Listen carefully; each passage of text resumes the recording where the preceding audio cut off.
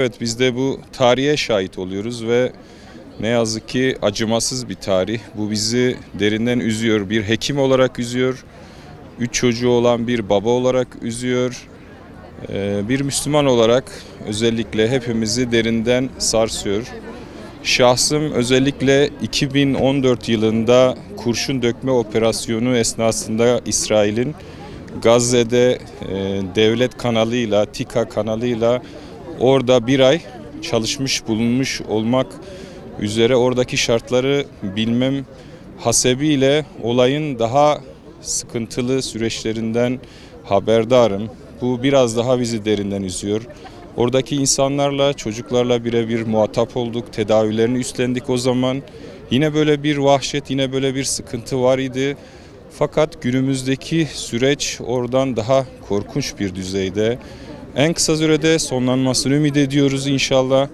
Hekimler olarak oradaki meslektaşlarımıza en kısa sürede yardımların ulaşmasını temenni ediyoruz. Bu bir soykırım, bu bir savaş değil. Savaş karşılıklı iki gücün çarpışması vesilesiyle olur. En kısa sürede bu işgalin son bulmasını ve oradaki tüm yaralıların tahliye olmasını ve bu ızdırabın, bu sıkıntının en kısa sürede giderilmesini temenni ediyoruz. Gerçekten görülmemiş bir vahşet, bir katliam. Durmak bilmiyor. İsrail'i durduracak kimse yok. Maalesef bu zulüm aslında 75 yıldır devam eden bir zulüm. Yani bugün başlamadı, 3 ay önce başlamadı, 7 Ekim'de başlamadı. Öncesinden de sürekli olan bir zulümdü. Yani dikkat ederseniz Batı Şeria, Gazze ile alakası olmayan bir yer. Ama orada da 5000'in üzerinde insanı tutukladılar. Hiçbir suçu olmadığı halde taş attı gibi bahanelerle alıp hapse atıyorlar, işkence yapıyorlar ve orada da 300'ün üzerinde insanı öldürdüler. İsrail bir terör örgütüdür aslında. Tabi burada sadece İsrail suçlu değil. Yani İsrail'e bu desteği veren, koşulsuz desteğini sunan, dünyanın süper gücü olarak kendini gösteren Amerika Birleşik Devletleri ve diğer Avrupa devletleri bu suçun ortağıdırlar.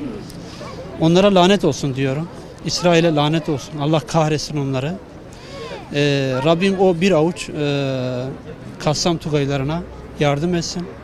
O samimi insanlara, onların mücadelelerine Rabbim yardım etsin. Nice az topluluklar büyük ordulara, büyük topluluklara karşı galip gelmiştir. Bunun bilincindeyiz. Biz Gazze'lilerin yanındayız, Filistinlilerin yanındayız. Gönlümüzle, kalbimizle onların yanındayız.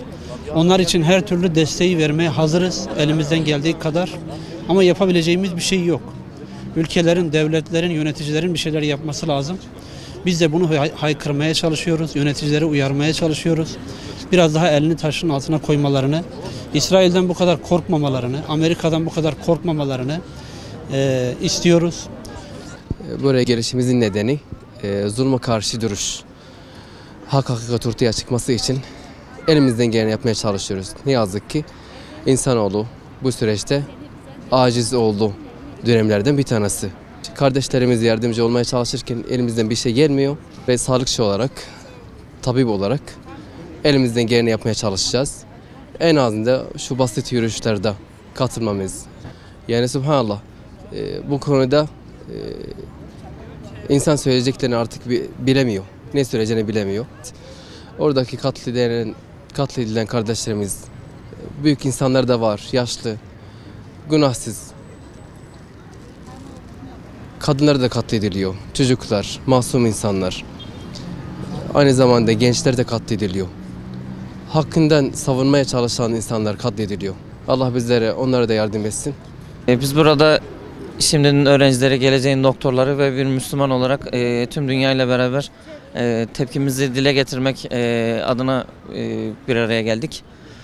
Bu 10 yıllardan beri süren zulüm artık bitsin istiyoruz.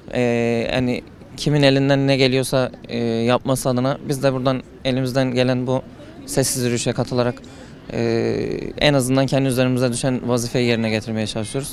Hani deniliyor ki bu yürüyüşler şeyler bir sonuç verir mi? Biz en azından kendimize olan hatırlatmayı yapmak adına buradayız. Safımız belli olsun ve de bu zulmü unutturmayalım diye elimizden geleni yapmaya çalışıyoruz bu noktada. Hangi ülkenin yapabileceği neyse kendi ülkemizden başlayarak boykotlar yapılıyor. Gerek boykotlar, gerekse maddi manevi elden ne gelebiliyorsa bunların yapılması gerekiyor. İslam ülkelerinin bir araya gelmesi ve birlikte hareket etmesi. Biz bir araya gelirsek yani zulmeden devletlerin bir şey yapabileceğini düşünmüyorum.